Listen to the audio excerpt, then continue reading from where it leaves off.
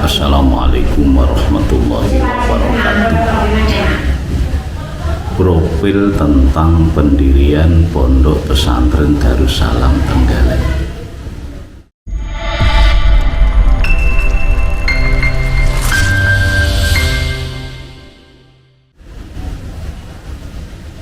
Berdirinya pesantren Darussalam ini bukan warisan dari ayah ataupun siapapun, tapi betul-betul ikhtiar dari 3 serangkai, yakni saya sendiri selaku muassis, masyarakat, juga santri. Awal pesantren ini hanya saya punya 5 orang ikut nyantri di sini. Alhamdulillah berjalan terus istiqomah sampai tahun ini sudah mencapai tahun yang ke-42. Ini sudah terhitung santrinya 200 lebih. Nah, kalau saya mengulang kembali dan cerita tentang jerih payah untuk menuju sampai sekarang sudah berubah gini, antara lain saya sesungguhnya bukan lahir dari ibu yang sifatnya ibu al-ngalamah ataupun bapak saya ini kiai, enggak. Tapi bapak saya itu ketika itu masih hidup dalam penjajahan Belanda, ini satu-satunya pemuda muslim pada desa itu yang pergi dari rumah menuju ke satu tempat pesantren, ialah pesantren Jember. Dan dari Trenggalek ini berjalan kaki. Maklum ketika itu karena ekonomi yang tidak menunjang, akhirnya dengan tekad itu bapak saya dengan nyantri juga dengan kasar bekerja, yang penting bisa makan, hariannya gitu saja. Dan begitu setelah merasa puas pada waktu itu, akhirnya bapak kembali ke rumah. Di sana karena ketahuan oleh Belanda bahwa bapak saya ini adalah pemuda yang menekuti tentang agama, akhirnya ditunjuk oleh Belanda menjadi Mudin. Jadi Mudin itu adalah nama dari Belanda. Sampai akhirnya bapak menikah, ya ibu saya itu ya termasuk ibu yang buta huruf ketika itu, buta huruf, lugu. Alhamdulillah bisa menelurkan, melahirkan 7 bersaudara saya ini, dan saya ini adalah yang paling kecil, istilah ragil bahasanya itu. Kegigihan bapak saya itu semua saudara-saudara saya ini hanya tamat SR ketika itu. Jadi setelah tamat SR, kalau yang laki-laki ini ya dipondokkan, kalau yang perempuan ya akhirnya ya mencari ekonomi ketika itu kan. Nah, dari saya ini punya 3 saudara laki-laki. Ini alhamdulillah yang dimaksud oleh bapak saya akan menjadi anak yang nanti di samping birrul walidain al-alamah bahasanya. Ini adalah alhamdulillah saya ini, sehingga awal dari perjalanan saya, mulai saya mengenyam pendidikan itu masih SR 4 tahun, setelah itu 2 tahun sudah menuju pada SD. Jadi saya hanya tamat SD. Begitu tamat SD oleh bapak, ini saya diperintahkan untuk masuk diniyah agama khusus. Ketika itu di Trenggalek yang masih ada adalah Kelutan. Jadi saya 7 tahun belajar di Kelutan itu sampai tamat diniyah bahasanya. Akhirnya saya meneruskan ke pondok yang lebih besar, ya dari Pondok Pesantren Lirboyo. Setelah saya pulang dari Lirboyo, masa cukup, akhirnya saya diharapkan untuk berkhidmah di pesantren Asy santri yang saya masuk itu yakni ke Darun Najah, sampai saya ini menjadi Ustadz di Darun Najah itu 26 tahun. Nah, terus saya ini memang ya seorang sungguhnya saya tidak pintar ya, tidak pintar tapi punya waktu, dan saya ini hobi saya adalah di samping Bitawoni, Al-Quran Bitawoni juga organisasi. Ketika saya belum menikah itu saya sudah ditunjuk ketua ranting desa saya yang Bulu Agung. Setelah saya nikah ya di sini nih, di sekarang pesantren ini. Nah, ini kan pendatang di sini. Ini saya oleh masyarakat Sumberingin ini ditunjuk menjadi ketua ranting. Itu begitu berjenjang terus naik menjadi Khatib Suriah MBC dan menjadi Rois Suriah MBC itu 4 periode. Terus perjalanan saya tentang NU ini terus diangkat menjadi ketua lembaga dakwah cabang Trenggalek, dan sekaligus diangkat juga untuk Khatib Suriah cabang. Setelah itu sampai 2 periode saya ditunjuk menjadi Rois Suriah NU cabang Trenggalek. Di samping organisasi lain seperti MUI saya masuk ke sana, bahkan menjadi ketua FKUP, dan akhir-akhir ini adalah saya ditunjuk untuk mengurusi Thariqah Mu'tabarah Nahdiyah yakni Rois Sufiah Kabupaten Trenggalek. Nah, perjalanan pondok pesantren ini adalah ketika saya masih mengajar di Kelutan. Ya. Setelah saya nikah ke sini ini akhirnya yang saya masuk adalah daerah yang bahasa dulu peteng, ada masjid tapi masjid sudah tidak layak, ada masjid tapi tidak pernah ada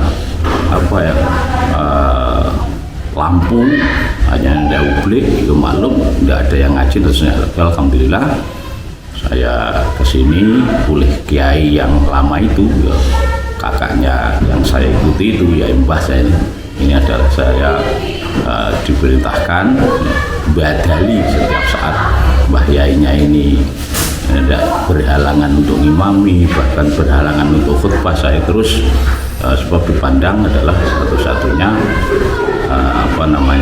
generasi yang ketika itu generasi itu adalah ya saya ini yang menjadi ustadz di Kelutan itu. Makanya saya untuk badal itu setelah otomatis ketika itu saya merintis untuk santri. Pertama ini adalah santri dari desa hampir sini, tapi hanya sebatas Al-Quran gitu, sampai tidak banyak, sampai 10 anak paling gitu. Terus.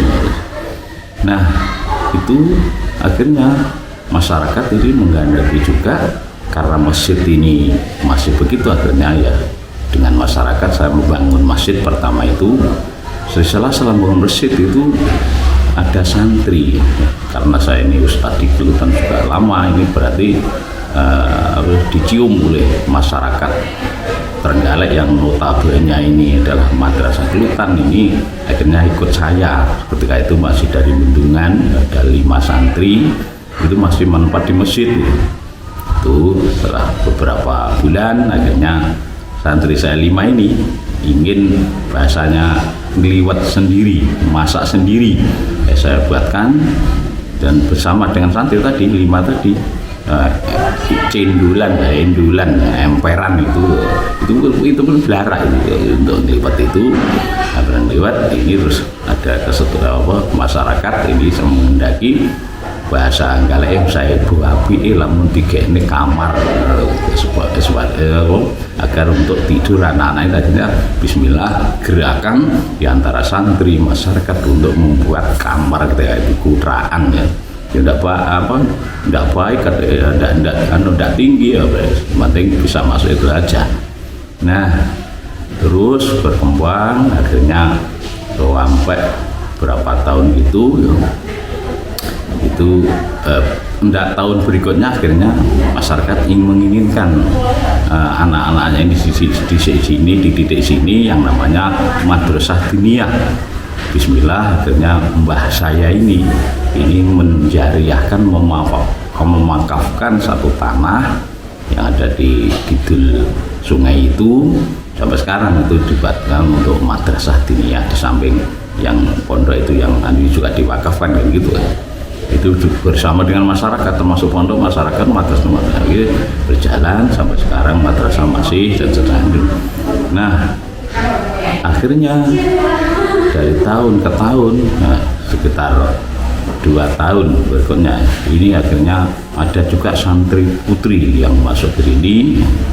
Ya saya tempatkan di depan rumah itu dulu musola putri ya.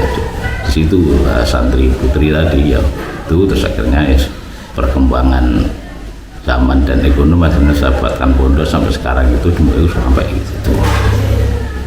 Nah, jadi isinya pesantren Darussalam ini bukan tiba-tiba ataupun bukan warisan, tapi betul-betul 3 serangkai mulai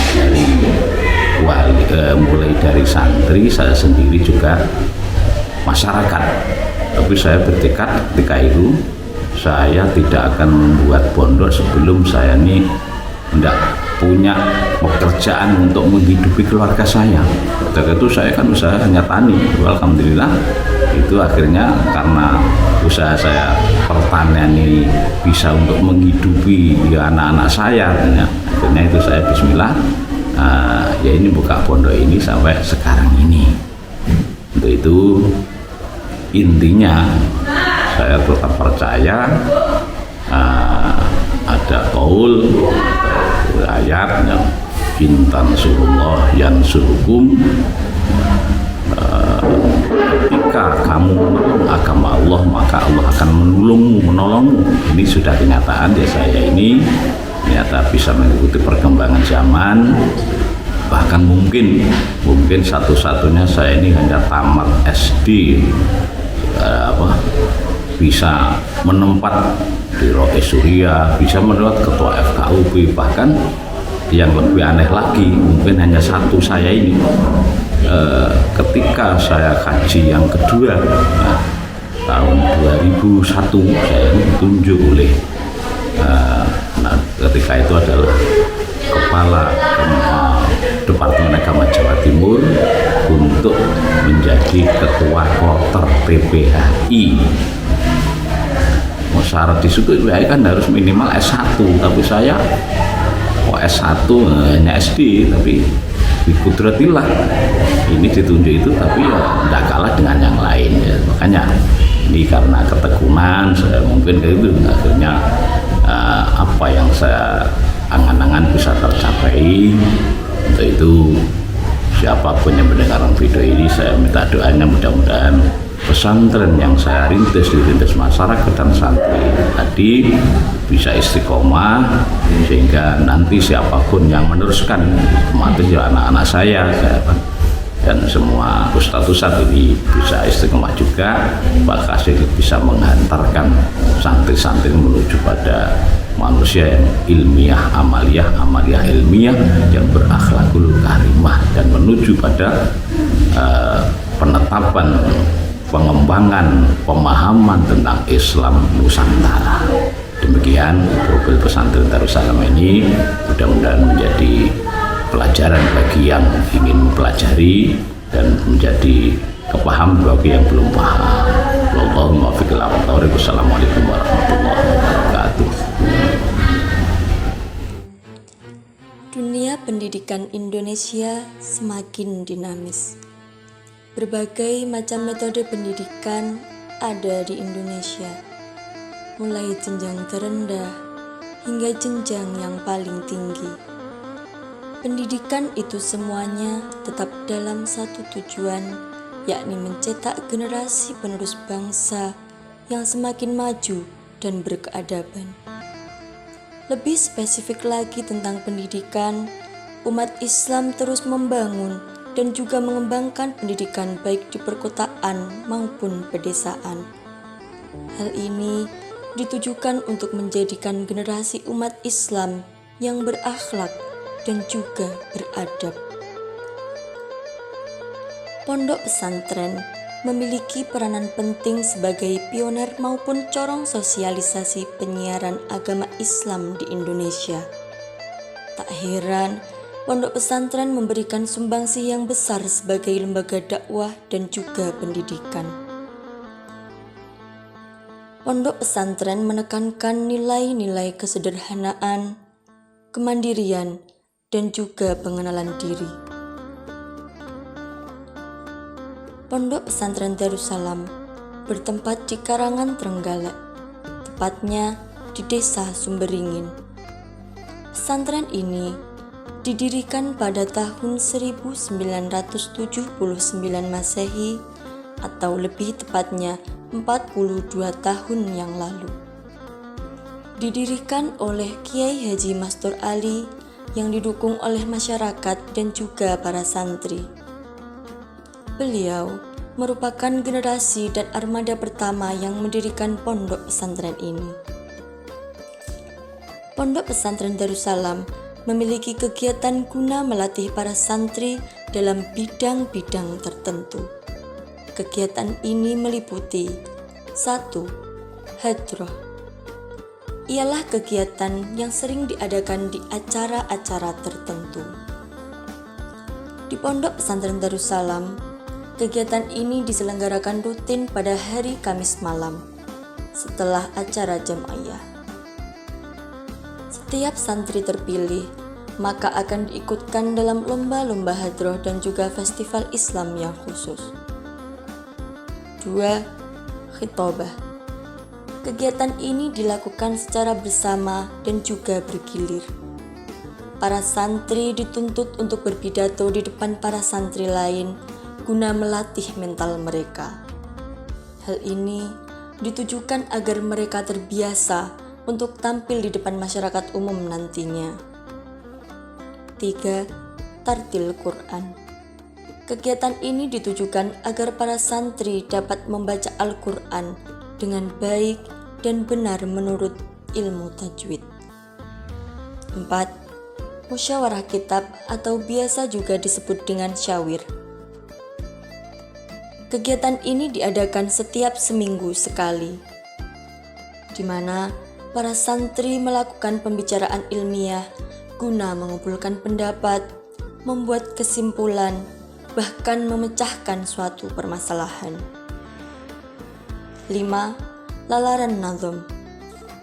Adapun nazom yang digunakan ialah nazom Nahwu Jawa, nazom Al-Imriti, dan juga nazom Alfiyah Ibnu Maliki.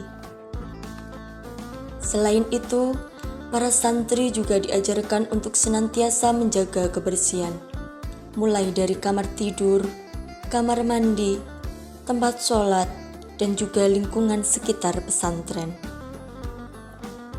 Kegiatan ini biasa dinamakan dengan ro'an, di mana seluruh santri digerakkan untuk melakukan pembersihan tempat-tempat yang telah ditentukan, menggunakan alat-alat yang telah disediakan. Pondok Pesantren Darussalam memberikan pendidikan agar semua santri memiliki jiwa mandiri. Karena di pesantren, para santri dituntut untuk melakukan kegiatan di bawah peraturan yang telah ditetapkan. Mulai dari bangun tidur hingga tidur kembali, para santri harus melakukan kegiatannya secara mandiri. Dengan alasan inilah, pesantren sangat cocok untuk dijadikan tempat pendidikan karakter para santri. Di pesantren, keamanan para santri telah dijamin oleh para pengurus pesantren. Pondok Pesantren Darussalam akan mencetak santri-santri yang berkompeten dalam permasalahan agama. Para santri diharapkan dapat memberikan pemecahan dan solusi terhadap masalah dalam masyarakat sekitarnya.